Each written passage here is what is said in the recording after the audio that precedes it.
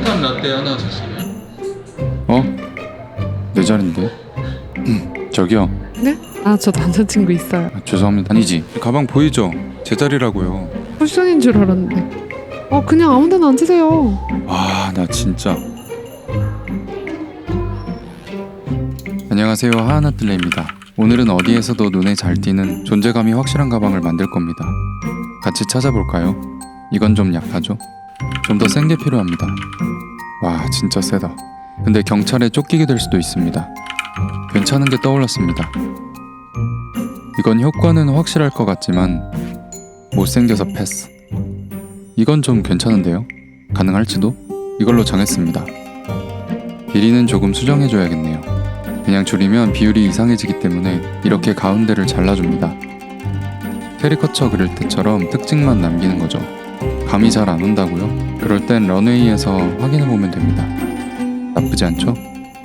그럼 시작해볼까요? 오늘 사용할 가죽은 당연하게도 표지판이 떠오르는 노란색입니다.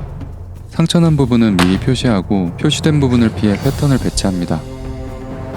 저는 은펜으로 패턴을 그리고 있지만 가죽에 따라 송곳으로 표시할 때도 있습니다. 송곳으로 표시가 된다는 건 그만큼 스크래치에도 약하다는 뜻이죠. 하지만 그런 가죽은 빈티지함이 또 매력입니다. 지금 제가 자르는 가죽은 크롬 가죽이라고 하는데 스크래치에 강한 대신 복원력은 약합니다. 그게 대체 무슨 소리냐면 쉽게 상처는 잘 나지 않지만 한번 상처나면 정말 뜯겨버린다는 뜻입니다. 그런 특징을 알고 두 가죽을 적절히 사용하면 좋습니다. 패턴대로 가죽을 자른 뒤 보강 작업에 들어갑니다. 가방 바닥이 될 부분은 저처럼 단단한 보강재가 필요합니다. LB ET 정도면 되겠네요. 여기서 LB는 별건 아니고 레더보드의 약자로 보강재료입니다. ET의 T는 두께를 말하는데 밀리미터라고 생각하면 됩니다. 바느질을 할 때 가이드가 될 종이 테이프를 붙였습니다. 모델링 할 때 많이 사용하는 테이프인데 라인 테이프라고 검색하면 나옵니다. 3mm 두께 정도 하나 있으면 여러 용도로 사용하기 좋습니다. 바닥에 다이아몬드 모양으로 스티치를 넣어주려고 합니다. 그 자체로 장식적인 역할도 하지만 보강재가 들뜨지 않도록 하는 기능도 하게 됩니다. 보강재는 들뜨면 안 되지만 제 기분은 들떠도 괜찮습니다. 다시 한번 접착제를 발라줍니다. 두꺼운 폼시트를 붙여줄 거거든요. 얼마나 두껍냐면 2mm나 됩니다. 외곽은 잘라내버리고 안쪽으로 가이드를 그려줍니다. 가이드선을 따라 칼금을 살짝 그어줍니다. 손끝의 감각을 집중해 가죽은 잘리지 않도록 해줍니다. 안감은 나일론 재질의 원단을 사용합니다. 넉넉하게 잘라 바닥 외곽에 접착해줍니다. 그리고 깔끔하게 정리해주면 어느새 바닥 완성입니다. 이제 앞판 차례입니다. 마찬가지로 외곽에 7mm 정도 띄우고 라인을 그려줍니다. 6에서 8mm 사이로 아주 정확할 필요는 없습니다. 그래서 이렇게 손으로 대강 표시해줘도 괜찮습니다. 지금처럼 자없이 그릴 때 중지에 모서리를 대고 간격을 재면서 그리면 됩니다. 그렇게 그린 가이드 안쪽으로 접착제를 바릅니다. 패턴 크기로 폼 시트를 자릅니다. 이번엔 0.2T 정도로 얇은 시트입니다. 틀어지지 않도록 잘 맞춰 붙입니다. 방심하고 대충 붙이다가 피 같은 가죽과 재료를 날려먹을 수 있습니다. 물론 시간과 돈이 남아도신다면 대충 붙이고 실패도 많이 해보셔도 괜찮습니다. 하지만 결국 계획을 세우고 천천히 작업하는 게 돈과 시간을 아끼는 거란 걸 깨닫게 되실 겁니다. 즐기자고 하는 취미 활동이 화병을 불러올 수도 있습니다. 열정과 욕망을 적절히 조율하는 게 필요한 것 같습니다. 표지판 사인을 만들려고 합니다. 커피를 좋아하는 저를 상징하는 캐릭터를 그려줄 겁니다. 이 프로그램은 일러스트레이터고 마우스로 그리고 있습니다. 분명 댓글로 물어보실 것 같아서 미리 말씀드립니다. 위에는 예약됨이라고 귀엽게 영어로 적었습니다. 검은 라인 부분에 들어갈 가죽입니다. 자연스러운 몸이가 표현된 소가죽입니다. 이제 이 가죽 뒤에 얇은 보강재를 붙여야 합니다. 접착제를 한쪽만 바르게 되면 임시로 고정할 수 있습니다. 이렇게 하면 레이저로 자를 때 가죽이 말리는 걸 막을 수 있습니다. 뒷면을 자를 땐 이렇게 좌우 반전되어야 합니다. 노란 가죽과 검정 가죽을 둘 다 잘라줍니다. 레이저 파워를 조절해 살짝만 커팅해 주었습니다. 임시로 고정한 보강재는 이제 필요 없으니 떼어냅니다. 이제 표시된 선을 따라 정교하게 잘라냅니다. 영상에선 순식간이지만 시간이 많이 필요한 작업입니다. 새 보강재에 접착제를 바르고 자른 조각들을 맞춰 붙입니다. 상당히 힘들면서 상당히 재밌는 작업입니다.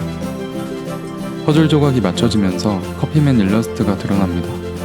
커피 마실 생각에 행복한 모습이 저와 똑같네요. 깔끔하게 퍼즐이 완성되었습니다. 이제 이걸 가방에 연결해야 하는데 자석을 사용하기로 했습니다. 이렇게 하면 뺐다 붙였다 하는 재미도 있고 안 쓸 땐 냉장고 같은 곳에 붙여둘 수 있습니다. 뒷면에 가죽을 붙이고 크리징 라인을 넣습니다. 크리징 라인을 기준으로 바느질 구멍을 뚫습니다.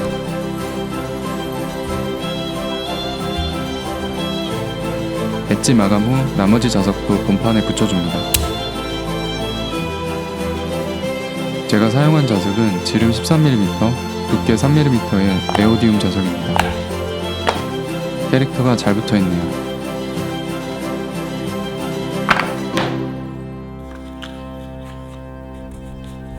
뒷면에 부직포로 한번 덮어주고 접착제를 바른 뒤 LB를 붙여줍니다. 본판 안감 윗부분은 가죽 조각을 대주려고 합니다. 지금처럼 안감이 얇을 땐 이렇게 위에 가죽을 하나 대주면 좋습니다. 외곽을 잘 붙인 뒤 나머지 부분을 잘라냅니다. 옆판 가죽 뒷부분에 접착제를 바릅니다. 이렇게 가운데 부분만 보강하는 이유는 가방을 닫았을 때 모양을 고려했기 때문입니다.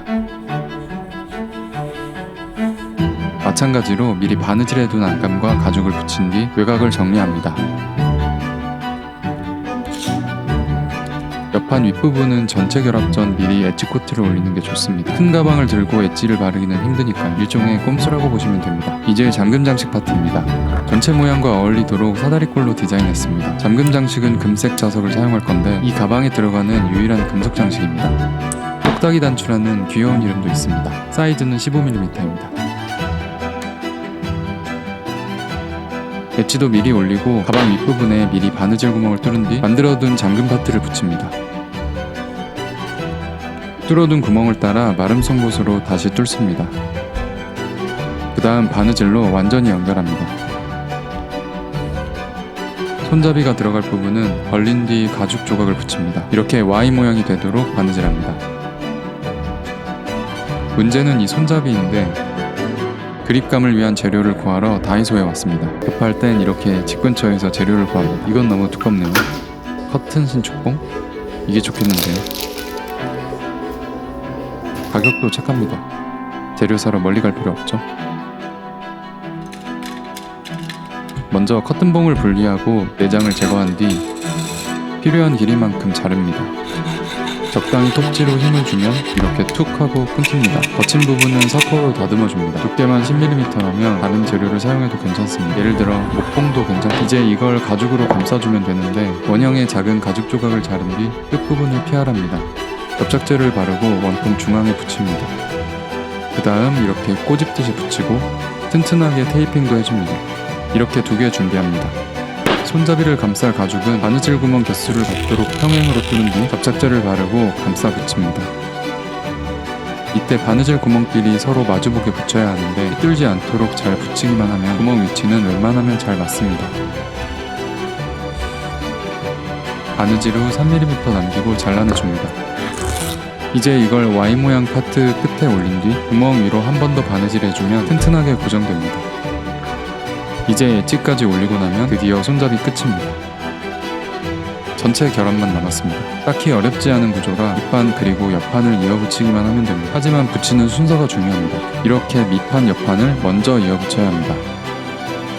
그 다음 앞판의 세 면을 딱 맞게 접착한 뒤 바느질하고 뒷판도 똑같이 붙이고 바느질하면 가방을 가장한 나만의 휴대용 표지판 완성입니다. 갑자기 커피가 땡기네요.